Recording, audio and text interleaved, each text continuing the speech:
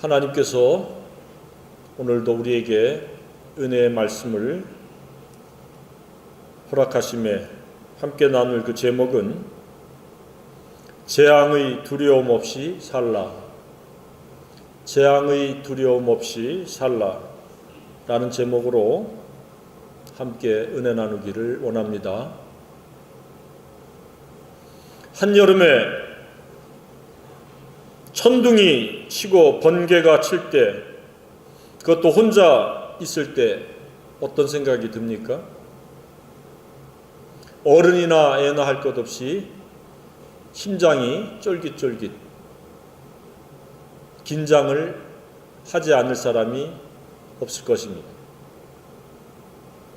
강심장을 갖고 있다 할지라도 그 순간만큼은 무서운 생각에 사로잡히지 않을 수 없습니다. 그것도 바로 옆에서 엄청 큰 소리로 번개가 치고 천둥 소리가 나면 내가 머무는 이곳이 번개를 맞고 천둥과 함께 파괴되는 것은 아닐까, 사라지는 것은 아닐까, 그런 생각을 잠시 잠깐이라도 하게 됩니다. 1년에 한두 차례는 꼭 그렇습니다. 아마도 하나님께서는 하나님의 살아계심을 그렇게 자연을 통해서도 나타내고 계신 것 같습니다.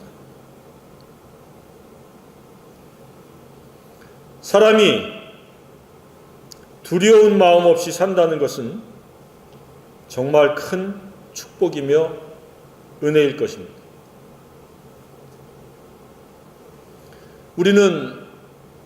우리가 사는 이 지구촌에서 날마다 크고 작은 사건, 사고를 접하게 됩니다. 끔찍한 일들도 적지 않습니다. 어느 날 갑자기 쓰나미가 몰려와서 몇만 명이, 몇십만 명이 죽었네. 느닷없이 지진이 와서 어느 나라에 몇만 명이 매몰됐네. 어느 나라에 갑자기 홍수가 나서 많은 사람이 실종이 되었네. 떠내려갔네. 느닷없이 또 어느 곳에서는 산불이 나서 그 산불의 속도가 원체 세니까 도망갈 시간도 없어서 불에 타 죽었다는 그런 끔찍한 뉴스를 접합니다. 그런 사건과 사고 소식을 듣게 될 때 어떤 마음이 듭니까? 나는 포함되지 않아서 천만다행이라는 생각이 우선 듭니까? 아니면 안타깝고 왜 그런 불행을 당했는가 생각을 합니까? 저는 그런 소식을 들을 때마다 매우 안타까운 마음을 갖습니다. 왜 그 사람에게 그곳에서 그런 일이 일어나야 했는가?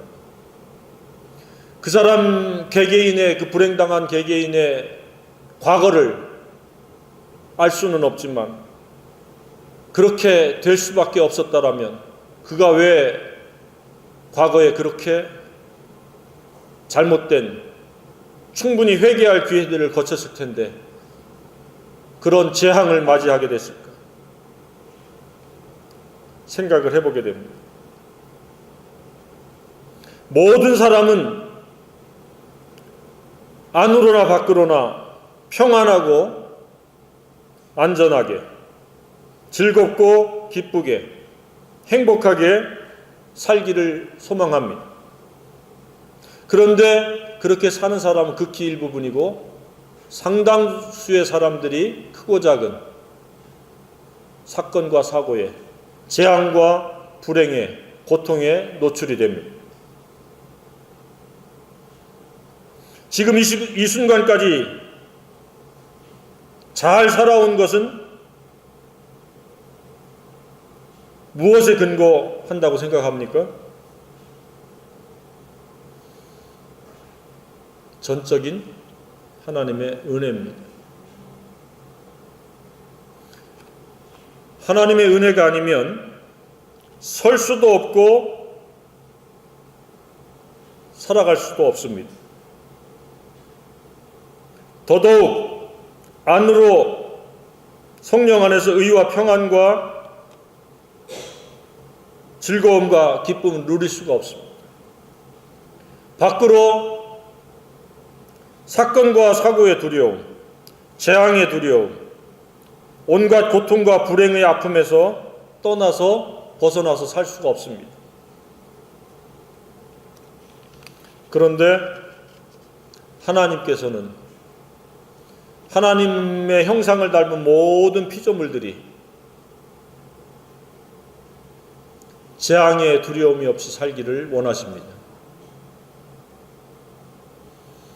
이 재앙과 두려움은 하나님과 하나님의 뜻을 벗어났기 때문에 생기는 비극입니다. 심은 대로 거둔 결과입니다. 그래서 삶이라고 하는 것은 심고 거두는 겁니다.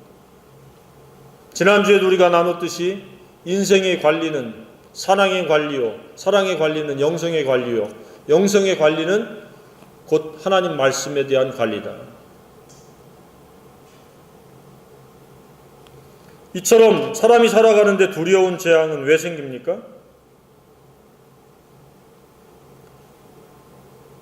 성경에는 그 대답을 하고 있습니다. 옳지 못한 사람의 생각 때문에 내가 이 백성에게 재앙을 내리리니 이것이 그들의 생각의 결과라. 근데 어떤 생각이에요? 내 말을 듣지 아니하고 않고 내 율법을 거절하였음이니라. 하나님의 말씀을 듣지 않는 생각, 하나님의 말씀을 순종하려고 하지 않는 생각은 재앙을 초래하는 생각이다.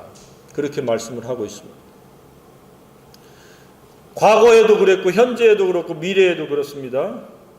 사건과 사고, 재앙이 닥치는 것은 재수가 없어서 오는 게 결코 아닙니다. 하나님의 말씀을 듣지 않는 교만 때문에 그렇고 하나님의 말씀을 순종하지 않게 했다라고 하는 오만 때문에 생기는 결과입니다. 그러면 우리가 재앙 없이 두려움 없이 살려면 어떻게 해야 됩니까? 하나님의 말씀을 항상 귀 기울이고 존중하고 그리고 그 들은 바 말씀을 순종하고자 기도할 때에 재앙은 우리로부터 멀어져 가고 두려움도 사라지리라고 확신합니다.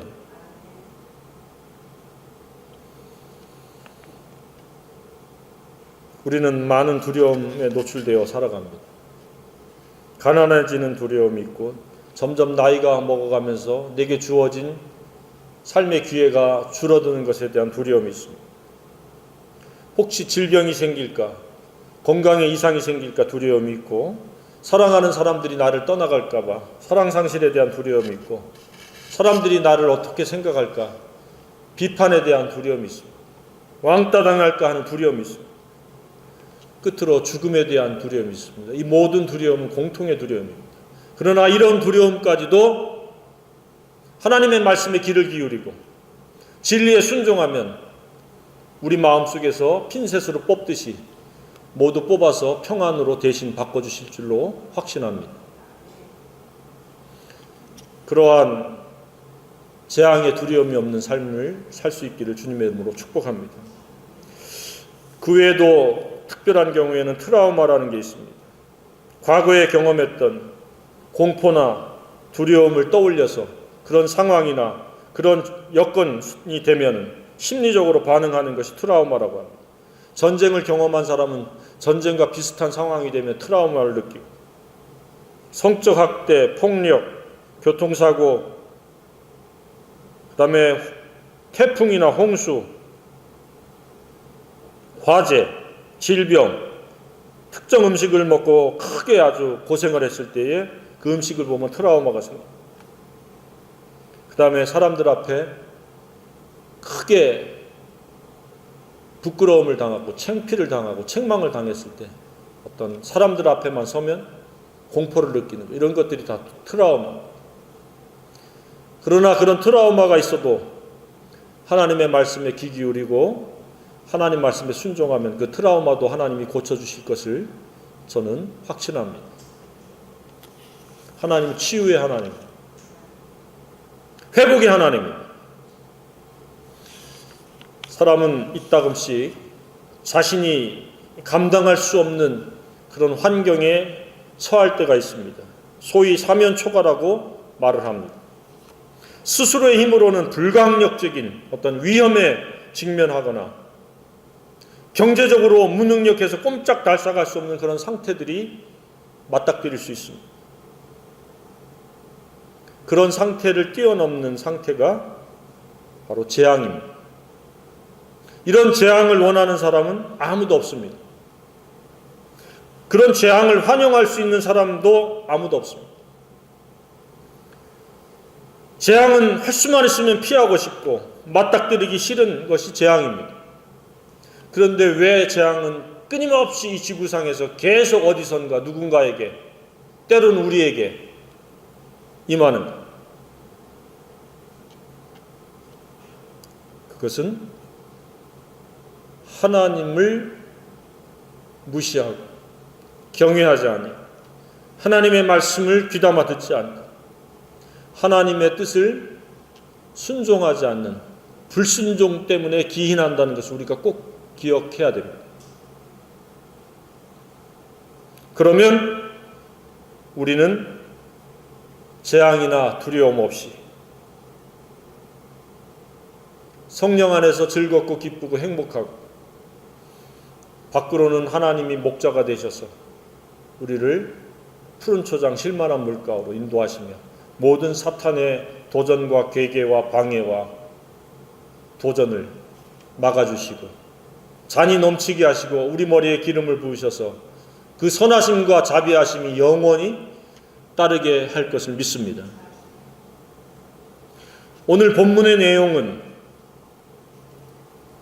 한 개인의 재앙이 여러 불특정 다수의 사람들까지 끌어들일 수 있다고 하는 사실을 우리에게 보여줍니다. 하나님께 부름을 받고 소명을 받은 사람이 불순종하면 그 사람이 머무는 지경이 다 재앙의 환경으로 바뀔 수 있다는 사실입니다. 그래서 우리는 왕같은 제사장들이요, 택하신 백성들, 하나님의 소유된 백성이기 때문에 일반인들하고 비교하고 살 수 없는 위대한 존재들입니다. 그래서 요나가 하나님께 소명을 받았습니다. 너는 니느웨로 가서 회개를 선포해라. 40일이 지나면 너희들 이 성읍이 다 무너질 것이다. 그런데 그 말씀을 듣고 정반대 다시스로 도망가다가 이런 재앙의 상황을 맞닥뜨린 겁니다. 우리도 과거에 이런 일이 있었을 수 있습니다.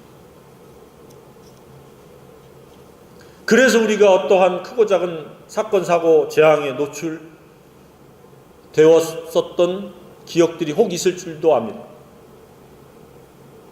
어릴 때 부모님의 중요한 말씀을 불순종함으로 매를 맞는 것과 유사합니다.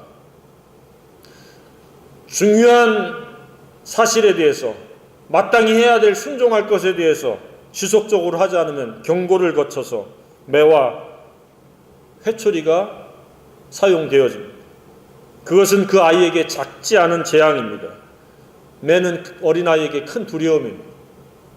오늘날 현대를 살아가는 우리에게도 동일합니다. 매가 필요 없는, 회초리가 필요 없는 그런 하나님의 사랑스러운 자녀가 되길 주님의 이름으로 축복합니다.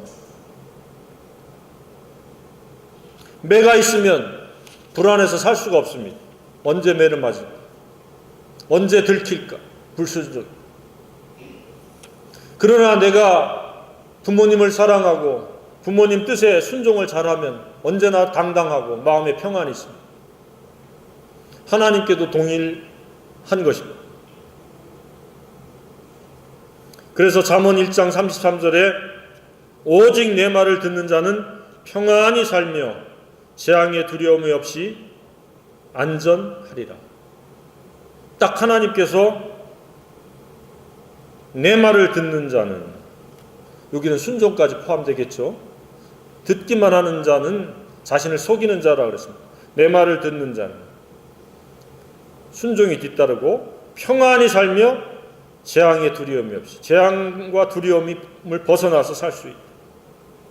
사람들은 미래의 환란 때를 대비해서 지하에 땅굴을 파고 호텔을 짓고 안전지대를 구축하려고 그러는데, 그런 것으로 재앙과 두려움에서 벗어날 수 없습니다. 그런 재앙과 두려움에서 이미 우리를 제외시킬 수 있는 하나님의 말씀에 귀를 기울이고 순종해야 될 것입니다.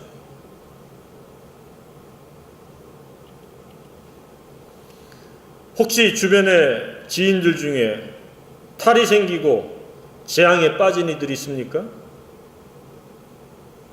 문제 해결은 누구를 원망하고 탓하고 또 그 재앙을 벗어나려고 인간의 노력을 경주하고 궁리한다고 벗어날 수 없습니다. 하나님의 말씀을 귀담아 들으시오. 그리고 그 말씀대로 순종하시오. 그 사랑의 권고를 하시기 바랍니다. 재앙이라고 하는 것은 외부적인 재앙도 있지만 안으로도 재앙이 있습니다. 마음에 기쁨이 없고 삶에 의욕이 없고 무기력해지고 낙심하고 좌절하고 아무 낙이 없는 그런 상태도 재앙 중에 재앙입니다. 밤에 잠을 못 이루고 다 재앙입니다. 아무도 재앙에 노출되지 아니하고 두려움에 빠지지 않고 살 수 있기를 주님의 이름으로 축복합니다. 많은 이들이 자기의 잘못된 부분에 생긴 재앙에 대하여 다른 사람, 환경, 여타 다른 무엇으로 탓을 합니다. 그렇다면 그 재앙은 끝나지 않고 재앙과 함께 그는 죽음에 넘기울 수도 있다는 사실입니다. 오늘 본문에서도 요나가 끝까지 회개하지 않고 침묵하면서 거짓말하고 핑계대고 그랬었으면 그 배는 삼키었을 가능성이 매우 높습니다. 그래서 다른 방법으로 다른 사람들은 더 살아야 될 사람들은 살려주셨겠지만 요나는 그것으로 끝나고 요나서는 기록되지도 않았을 겁니다.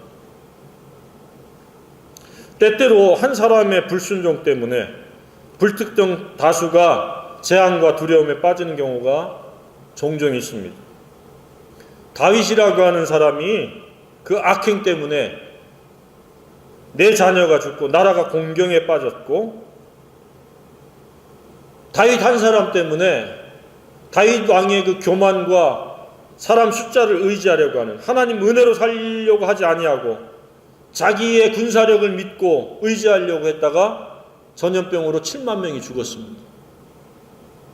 그래서 내가 누구냐에 따라서 여러 사람의 행복과 불행을 좌지우지하기도 한다는 겁니다. 그래서 우리는 항상 왕같은 제사장으로서 깨어 있어야 될 줄로 생각합니다. 얼마나 어처구니 없는 상황입니까? 요나는 이방인들에게 꾸지람을 들었습니다. 10절에 네가 어찌하여 그렇게 행하였나?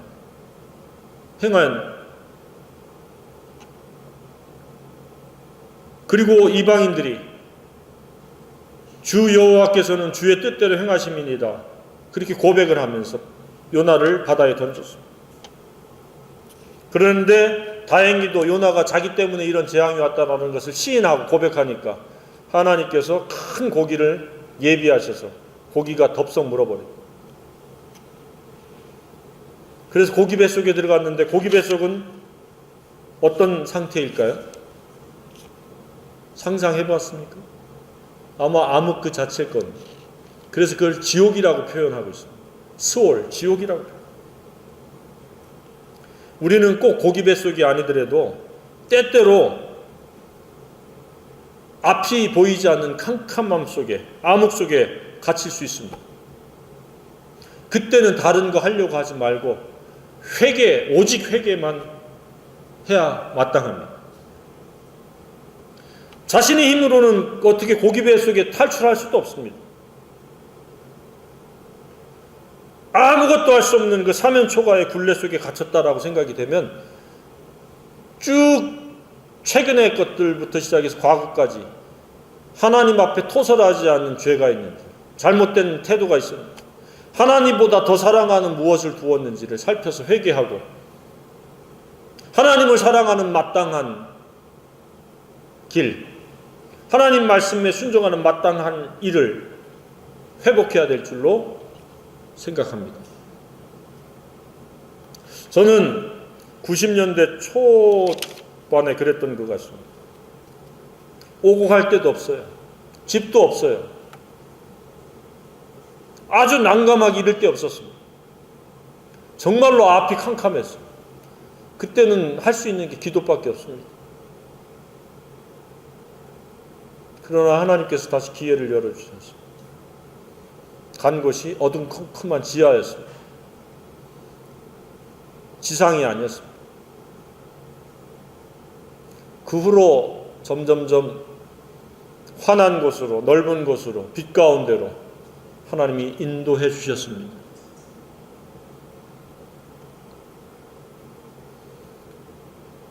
모든 사람은 잠깐 잘못이 없어도 때때로 하나님께서 하나님을 사랑하는지 여부를 알려고 캄캄함 속에 잠깐 두실 수도 있습니다. 그때 불평하지 않고 하나님에 대한 사랑을 고백하며 일관되게 한결같이 경건에 힘쓰고 거룩한 삶을 살아간다면 하나님께서는 예비하신 더 많은 좋은 것들을 우리에게 허락하실 줄로 믿습니다. 그래서 때때로 어려움이 찾아오면 하나님께서 나를 시험하시는 것인가? 사랑 여부를 감찰하시기 위함인가? 회개하도록 하나님께서 나를 몰아가신 것인가? 1차적으로 분별해야 됩니다. 그래서 회개해야 될 것이 있다면 반드시 회개해야 됩니다. 회개하지 않으면 상황은 바뀌지 않습니다. 더 악화됩니다. 지옥의 고통 속에 더 빠져서 깊이 함몰 웅덩이에서 헤어나올 수 없습니다. 많은 사람들, 적지 않은 사람들이 그렇게 살아갑니다. 함몰 웅덩이에서, 지옥에서, 스올에서 건짐을 받고 싶으면 회개해야 됩니다. 그래서 요나는 결국 어떻게 했습니까? 많은 사람들이 헛된 것을 숭상하고 모든 자가 자기에게 베푸신 은혜를 버렸사오나 자기는 이제 은혜 안에 살겠다라고 기도 끝부분에서 이야기를 합니다. 결국 우리는 은혜 아니면 설 수도 없고 잘 살 수도 없습니다. 그랬더니 그러면서 구원은 하나님께 있다고 고백하니까 물고기에게 말씀하셔서 요나를 육지에 토하게 합니다. 하나님의 은혜로 산다는 고백과 구원은 하나님께 있다라고 하는 것을 인정할 때 하나님 기뻐하십니다. 그래서 순종은 제사보다 낫습니다. 불순종은 이러한 지옥으로 스스로 찾아 들어가는 어리석음. 하나님을 만났습니까? 하나님 나를 부르셔서 내가 어떻게 살아가도록 소명하셨습니까? 그 소명에 잘 순종하고 있습니까? 그러면 재앙의 두려움 없이 은혜 안에서 의와 평강과 희락이 있고 건강과 장수와 형통과 번영과 풍선과 존귀와 행복이 있는 그런 생애가 될 걸로 확신합니다. 두 번째는 인구 12만 명의 니느웨가 하나님의 뜻인 선한 길을 가지 않고 악한 길을 가니까 이제 안 되겠다. 참을 만큼 참았다. 재앙을 내려야 되겠다. 라고 하나님이 계획을 세우셨고 그 계획을 실행하기 전에 요나를 보냈습니다. 재차 요나가 가서 3일 길을 다녀야 되는데 하루만 다니게 하셨습니다. 12만 명이 사니까 한 3일은 돌아다녀야 되겠죠. 그런데 하루 동안에 너희들이 40일간의 기회가 남았다. 40일이 지나면 이 성읍은 무너진다. 그건 무슨 말입니까? 말을 바꾸면 너희들 회개하라. 그러니까 왕부터 베옷을 입고 제 위에 앉아서 짐승이고 사람이고 금식하면서 회개한 겁니다. 지금까지 살아온 길이 잘못됐습니다. 회개합니다. 그러니까 하나님께서 어떻게 하셨어요? 회개하니까 잘못을 다 덮어버리고 계획했던 재앙도 이제 실행하지 않고 재앙을 내리지 않았습니다. 하나님이 그들이 행한 것, 곧 그 악한 길에서 돌이켜 떠난 것을 보시고 회개한 것을 보시고 하나님이 뜻을 돌이키사 그들에게 내리리라고 말씀하신 재앙을 내리지 아니하십니다. 회개하면 재앙은 물러갑니다. 즉각 사라집니다. 우리는 이 시대에 누구에게 이 회개를 선포해야 되는지 내 지경을 알아야 됩니다. 12만 명인지 20만 명인지 1000만 명인지 각각의 부르심에 그 지경이 있으리라고 생각합니다.